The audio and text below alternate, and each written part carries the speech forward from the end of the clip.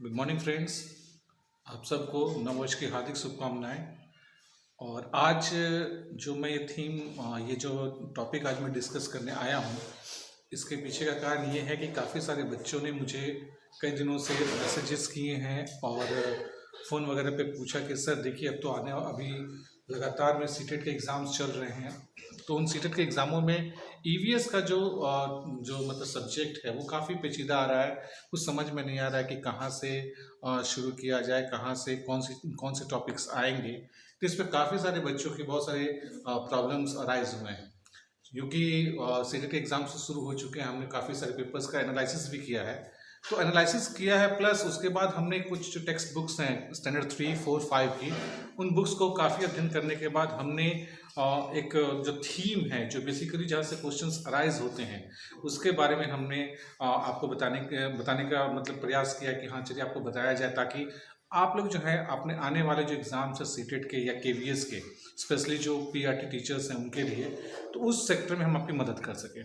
तो देखिए बच्चों, सबसे पहला तो ये कि काफ़ी सारे बच्चे अभी बहुत ज़्यादा पशुपेश में है कि कहाँ से शुरू करें, क्या शुरू करें, क्या करना चाहिए, नहीं करना चाहिए।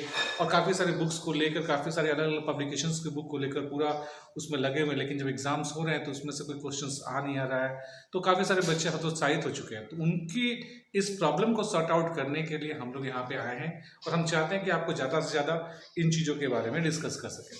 तो देखिए बच्चों, हमारा जो ये आज का बैच है वो मेजर थीम्स है ईवीएस का, जहाँ से बेसिकली जो क्वेश्चंस जो अराइज होते हैं, ठीक है। कहते हैं ये जो थीम्स जो है ईवीएस का, इसको 2005 में एनसीएफ नेशनल करिकुलर फ्रेमवर्क के अंतर्गत इसको लाया गया था, जिसके अंदर एनसीईआरटी की जो पब्लिकेशंस बुक हैं उनको पब्लिश किया गया था, और उसमें काफ़ी सारे थीम्स के ऊपर डिस्कस किए गए, जिन थीम्स को पढ़ना काफ़ी ज़्यादा क्या है, अनिवार्य किया गया है। जैसे देखिए, नेशनल पॉलिसी ऑफ एजुकेशन 1986 के हिसाब से कौन कौन से थीम हमें पढ़ने हैं और क्यों पढ़ने हैं, और उन्हीं थीमों में से ज़्यादातर क्वेश्चन जो है आपके आने वाले एग्जाम्स में आने वाले हैं। तो देखिए कौन कौन से थीम्स हैं। सबसे पहले देखिए, इन थीम्स को इन्होंने 6 वर्गों में बांटा है। इसके बाद इनके सब थीम्स हैं जहाँ से क्वेश्चंस को पूछा जा रहा है या आ रहा है। काफ़ी सारे बच्चे या तो ज्योग्राफी को लेकर बैठ गए, काफ़ी सारे बच्चे हिस्ट्री को लेकर बैठ गए, ऐसा नहीं है। सबसे पहले तो ये हमें जानना पड़ेगा कि ईवीएस है क्या।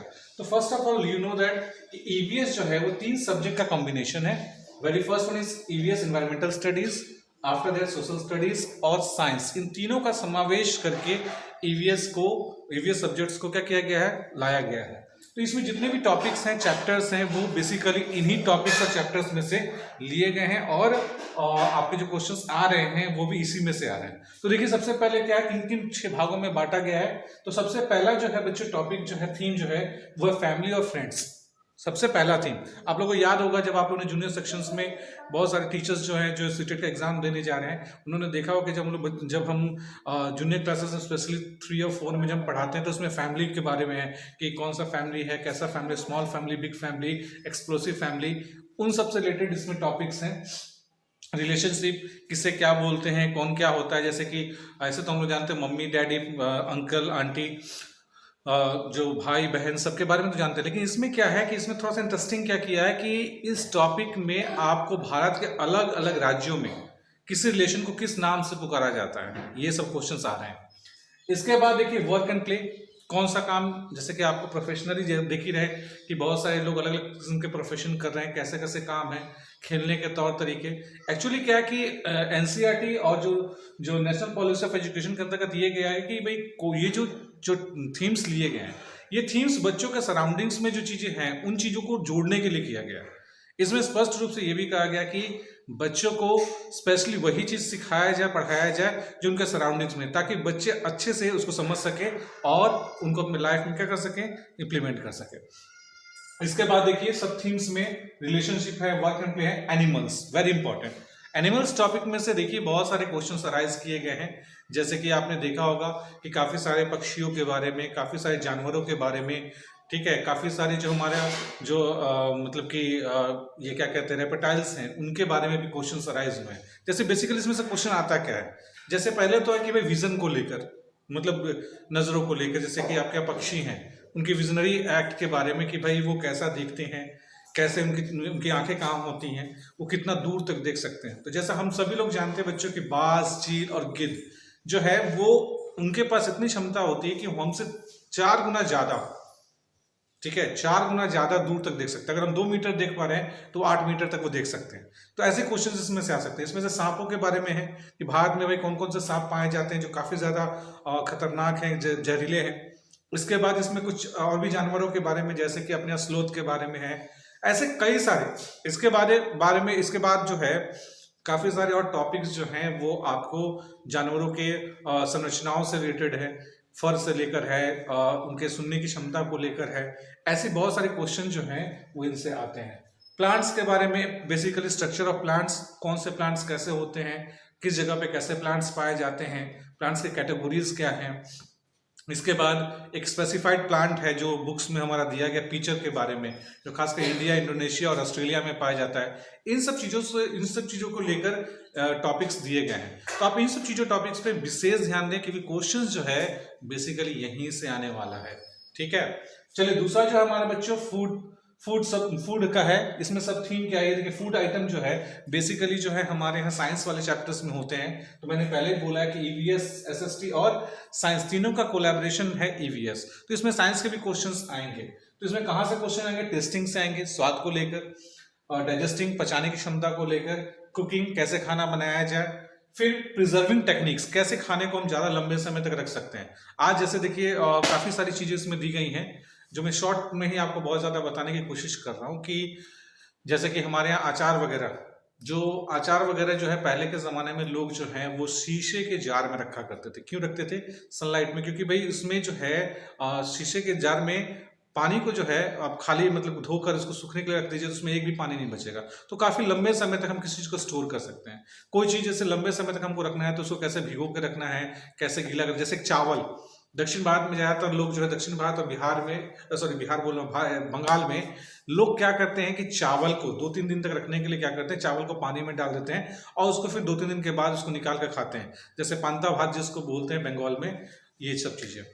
इसके बाद देखिए बच्चों फार्मर्स एंड हंगर, इसमें हाँ एक और कुछ कहानियां भी दी गई हैं, स्टोरीज हैं, केस स्टडीज हैं, जिसमें आपको काफी सारे राज्यों के बारे में दिया गया, जैसे झारखंड के बारे में दिया गया। जैसे झारखंड में एक तरीका है मतलब खेतों में खेती करने का कि उसमें बीज का जो प्रयोग होता है वो टीन से माप कर होता है। एक टीन बीज में जितने खेतों में वो फसल उगेगी उसको एक टीन क्या करेंगे मतलब खेत कहेंगे, जिसमें एक टीन के बीज में पूरा मतलब कि फसल हो जाएगा। तो उसके हिसाब से वहाँ पे टीन सिस्टम से मेजरमेंट की जाती है।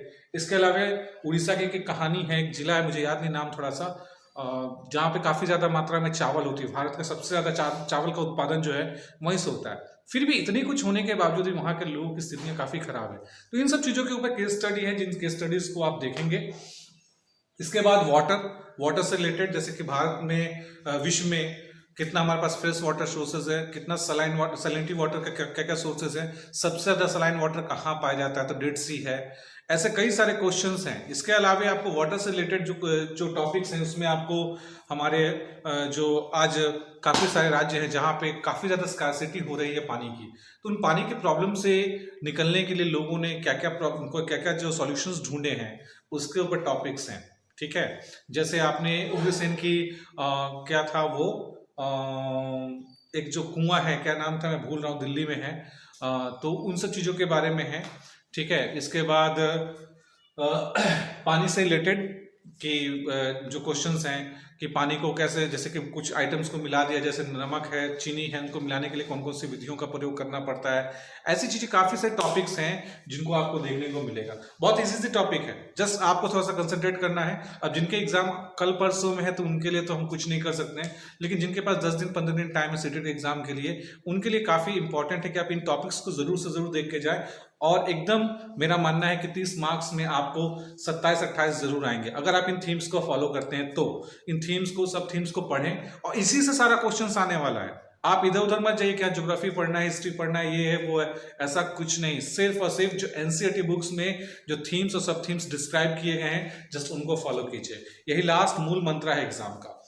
इसके बाद देखिए बच्चों, शेल्टर को लेके भी है, लोगों के रहने की व्यवस्था, लोग कैसे रहते हैं, कहाँ पे क्या क्या चीजें उपयोग किए जाते हैं। जैसे कि हमारे यहाँ जो पहाड़ी क्षेत्र है जहाँ पे काफी सारा बर्फ है, बर्फीले जगह है, वहां पे लोग कैसे रहते हैं, उनके रहने का, उनके सराउंडिंग्स का, उनके हैबिटेंट्स का, सारी चीजें इसमें बताई गई है। इन चीजों के बारे में पढ़े। इसके बाद ट्रैवल, यात्रा, जैसे कि आप जानते हैं बच्चों कि हमारे यहाँ काफी सारे विदेशी लोग भारत में आए, जैसे कि वेंसांग आया, फाहियान आया, मेगास्थनीज, इसके बाद अलबर्नी। तो ये एनसीईआरटी की बुक में दिया अलबर्नी की कहानी, जो अलबर्नी 973 ईस्वी में है, यानी 973 मतलब एडी में आया था यहाँ पे भारत में। और आने के बाद उसने भारत में क्या देखा था, उसने भारत में काफी सारी ऐसी चीजों को देखा था जो कि उस समय इमेजिन करना काफी मुश्किल था। वहां पे उसने देखा कि कैसे लोग पानी को स्टोर करते हैं, क्यों तालाब और कह सकते हैं कि तालाब और कह सकते हैं कि पोखर वगैरह का क्यों इतनी उपयोगिता था, अंडरग्राउंड वाटर को कैसे प्रिजर्व किया जाता था। ये वाटर वाले टॉपिक से रिलेटेड है, इन सब चीज़ों की कहानियां उसमें बताई हैं। उसने अपनी बुक्स में काफ़ी सारी चीज़ों को दिखाया है, लिखा है, क्योंकि बेसिकली अफगानिस्तान के पास एक उज्बेकिस्तान बोल के एक जगह है, वहां से ही आए थे जहाँ पे पानी की काफ़ी ज़्यादा स्कार्सिटी थी। तो वो भारत से काफ़ी सारी चीज़ों को सीख के गए। यानी आप समझ सकते हैं कि आज से 1000 साल पहले की स्थितियों को उसने अपनी किताबों में लिखे, उसके बारे में मतलब कि डिस्क्रिप्शन दिया। तो उन चीज़ों को वो लोग फॉलो कर रहे हैं। तो मेरा कहना है कि भाई आप इन सब चीज़ों को पढ़ें लास्ट मूवमेंट्स में, और जो केवीएस की तैयारी कर रहे हैं उनके लिए भी बहुत ज़्यादा इंपॉर्टेंट है। पीआरटी के लिए इन सब क्वेश्चंस का समावेश उसमें भी आएगा, तो प्लीज़ इसको आप देखें। इसके बाद ट्रैवल में आपको डांडी मार्च, ऑब्वियसली जो हमारे महात्मा गांधी जी की स्टोरी है इसमें डांडी मार्च में, कि उन्होंने साबरमती आश्रम से दांडी, जो कि गुजरात का सबसे पश्चिमी छोर पे बसा हुआ एक गांव है, वहां पे जाकर उन्होंने नमक के कानून को तोड़ा था, सॉल्ट लॉ के अगेंस्ट में लिखा था। 240 किलोमीटर की दूरी तय की उन्होंने, ठीक है, और ऊपर से 78 वॉलंटियर के साथ वहां पे गए थे, जिसमें सरोजिनी नायडू उनके साथ थी और काफी सारे और लोग थे। तो ये स्टोरी भी उसमें दी गई है स्टडी में। तो इन सब चीजों के बारे में आपको उसमें पढ़ने को मिलेगा। इसके बाद देखिए मुझे things we make and do, हम क्या करते हैं, क्या करना चाहते हैं, इन सब चीजों से रिलेटेड इसमें काफी सारे आपको बायोग्राफीज देखने को मिलेगा, कुछ केस स्टडीज पढ़ने को मिलेगा, जिसमें आपको स्पोर्ट्स पर्सनालिटी में कर्णम मल्लेश्वरी के बारे में इसमें दिया गया, बिशंती पाल के बारे में दिया गया है। इसके बाद आपको एस्ट्रोनॉट्स के बारे में भी दिया गया, कल्पना चावला, इन सब चीजों के बारे में। तो आप इन सब टॉपिक्स को बहुत गहराई से देखें, क्योंकि भाई यही टॉपिक्स में से सारे क्वेश्चंस आने वाले हैं। जिन्होंने इन टॉपिक्स को पूरी तरह से अध्ययन किया है उनके लिए 110% श्योरिटी है कि उनको 30 में एटलीस्ट 25 से लेकर 30 के बीच में मार्क्स आएंगे, जो इन टॉपिक्स को बढ़िया से करके जाएंगे। तो मेरा आपसे रिक्वेस्ट है कि बच्चों आप इधर उधर ना हो, मतलब कि अपने दिमाग को ना लगाएं, सिर्फ एनसीईआरटी के द्वारा जो प्रिस्क्राइब थीम्स है और सब थीम्स है उनको फॉलो कीजिए। काफी सारे क्वेश्चन जो है आपके एग्जाम में क्या है वहीं से आएंगे, क्योंकि हम अभी लगातार 2-3 दिन से जो एग्जाम्स में पूछे जा रहे हैं, सीटेट के पेपर्स आ रहे हैं, उन पेपर्स का हमने एनालिसिस किया है, और एनालिसिस करने के बाद हमने ये देखा है कि क्वेश्चंस का पैटर्न क्या है, कहाँ से आ रहा है, कैसे आ रहा है। तो आप इन सब चीजों को करें, काफी आसान है।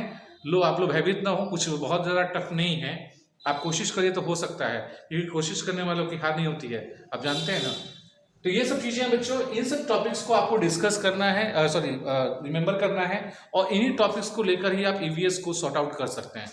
तो बच्चों आज के लिए इतना ही। मेरा आज का जो टॉपिक था वो सिर्फ यही था कि बच्चों को एक गाइडलाइन प्रदान करना कि ईवीएस में कैसे तैयारी करेंगे और ईवीएस में कौन कौन से टॉपिक्स को पढ़ना है। हमें ज़्यादा टॉपिक्स नहीं पढ़ना है, हमारे पास जो टॉपिक्स है 6 जो थीम है और उसके जो सब टॉपिक्स हैं उन्हीं को पढ़ना है। अब वही हमारे लिए अप्रोप्रिएट है आने वाले एग्जाम के लिए, ठीक है। तो जाने से पहले एक चीज़ कि जो मेरा जो यूट्यूब चैनल है प्रयास द एडू सर, इसको आप लोग सब्सक्राइब करिए, शेयर कीजिए और हमारे बेल आइकन को दबा कर रखिए, ताकि आने वाले जो भी वीडियोस हैं, जब भी मैं आऊँ नेक्स्ट जो आगे मैं लेके आने वाला हूँ, जो आपको, ये तो मैंने पीआरटी के लिए किया केवीएस का, इसके बाद मैं 6 to 8 जो सोशल साइंस टीजीटी हैं उनके लिए भी मैं बहुत सारे टॉपिक्स लेके आऊँगा। तो आप बेल आइकन को जरूर प्रेस करें ताकि आने वाली जो मेरे नेक्स्ट वीडियोज़ हैं उनको आप देख सकें। तो आज के लिए इतना ही। Thank you, have a nice day, और आप सबको फिर से wishing you a very happy new year at to come. Thank you.